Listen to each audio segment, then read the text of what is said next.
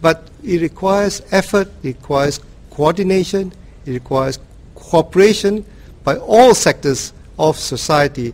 I think the President here has a vitally important role in this crisis to work with the government, with all parties, with Parliament, with trade unions, in order to get Singapore through this next crisis, which we will do so.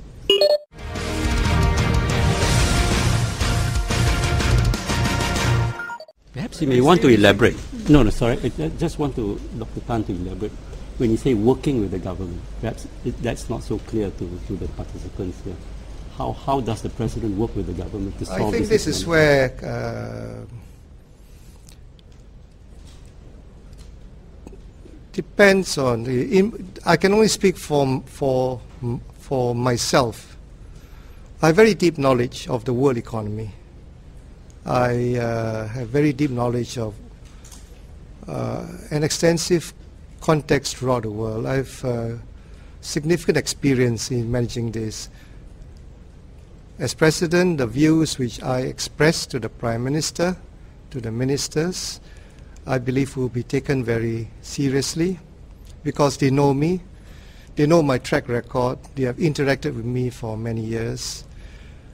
It will be the government which will have to make the decisions, but the advice, the information, the views which I as President can express to the Prime Minister and the Cabinet, I believe will be taken seriously by them in the course of their making up their decision. And if they require to use part of the reserves, and the President has to use his second key, then with my background and my experience, I believe that I'll have be able to make a better judgment than other people on whether the request of the government to use the second key to unlock part of our reserves would be justifiable or not, as President Nathan agreed to in 2009.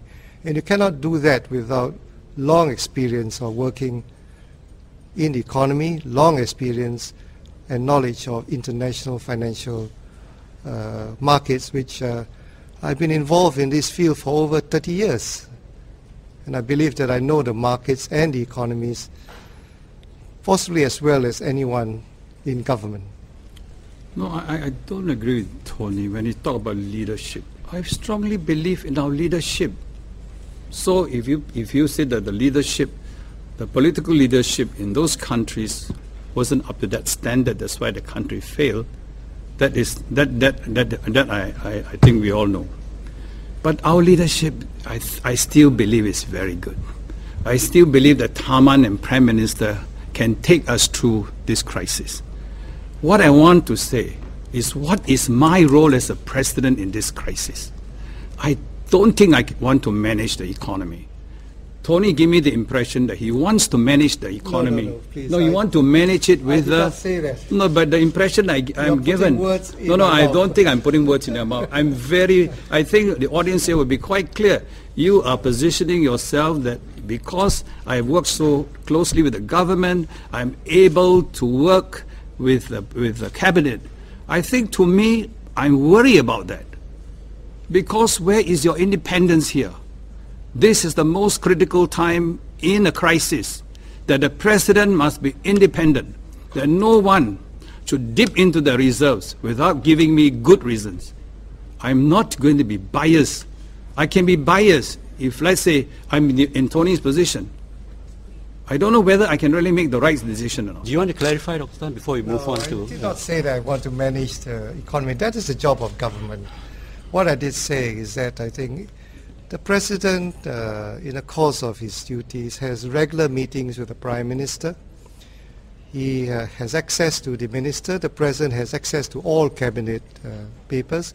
He is completely informed, as President Nathan says, about what goes on in government.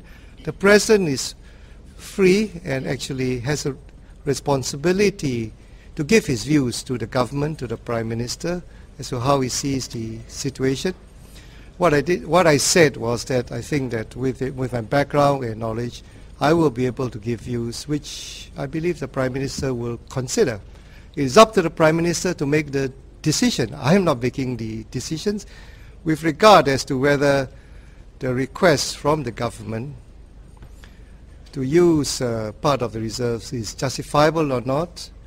I think that in my case, with my knowledge of the world economy, I will be able to exercise my mind independently, have my own assessment as to whether the request is justifiable or not, and to decide whether this request should be entertained or not.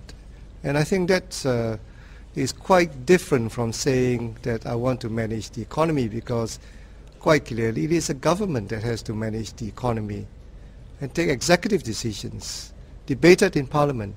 That is not the job of the President. Now, can I have my say on this important economic issue? 1 minute to okay, but I think the other people have more than 1 minute, so I ask for 2. First, I want to acknowledge the point made by Tony that he considered the cost of living for the people to be important, which I want to acknowledge that. Now, on the global economy, the challenges ahead, I want to say that we are quite different from America, from Europe, in that we have in Singapore quite a prudent fiscal policy with large reserves. Of course, the global economy is a challenge that will affect us. We have gone through a number of these challenges. In fact, 2008 was a big shock because it was not expected. This time around, the challenges ahead, many people are anticipating. Now, of course, if the economy becomes very bad and many people are unemployed, we need more than just a steady hand. We need a kind heart. So I want to ask that the use of the reserves should be not only to help businesses, but more directly to help the people who are affected. Of course, this would be... Now, I also want to talk about the role of the President in helping the Prime Minister to chart the correct course. Now, I think that the President should be one that is open to inputs from other people. No one single person is so experienced and smart to find the answer. Now, I have a financial background, I have an investment background. I would prefer to hear the views of a larger number of people before I decide. I would want to hear the views of the government before I decide on how to use the past reserves.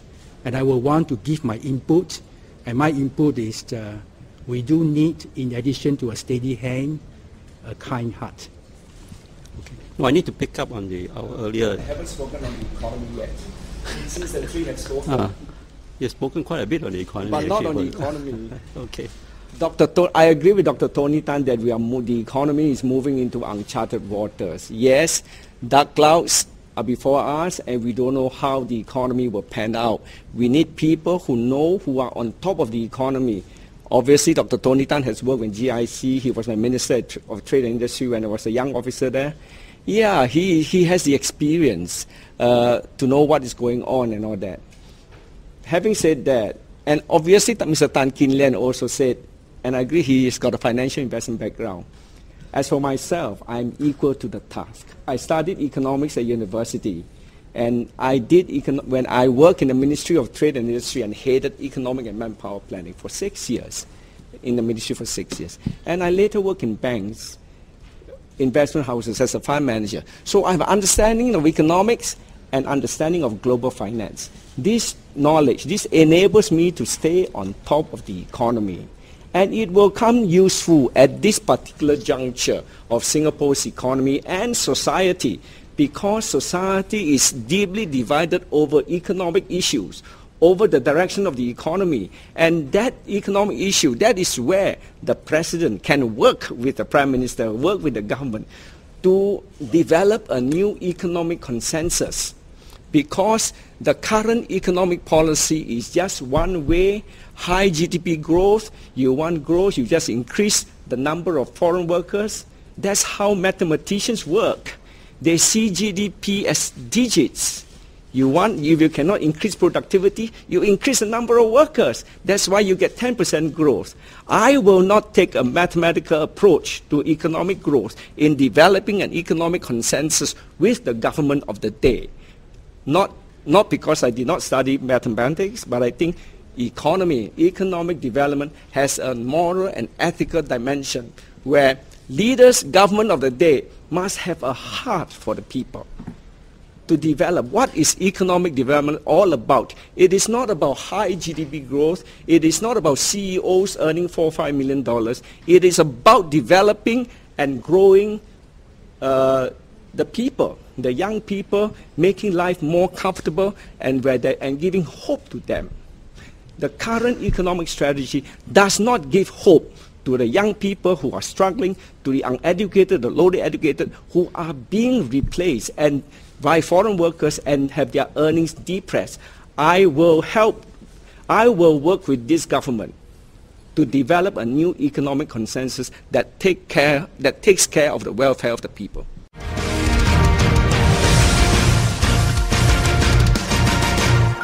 I think everyone has spoken on the economy. We can move on.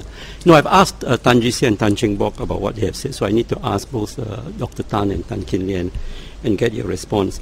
In fact, for Dr. Tan, it's a follow-up to your earlier comments. I think a key plank of your campaign is that you're most qualified to do this job, and that your work in GIC, for example, probably makes you, and I think you've said on record, that you probably understand the reserves as well as anybody in government. I think one criticism that has been raised is perhaps you know the job too well, and that you have worked so closely with the government and help them in formulating their policies on the reserves, shape their thinking on it. And because you're so closely identified with the government, some people have a problem with you acting as the second key to the reserves. Can I have your response to that criticism? The GIC is a fund manager. It manages the reserves of the government. The reserves are owned by the government.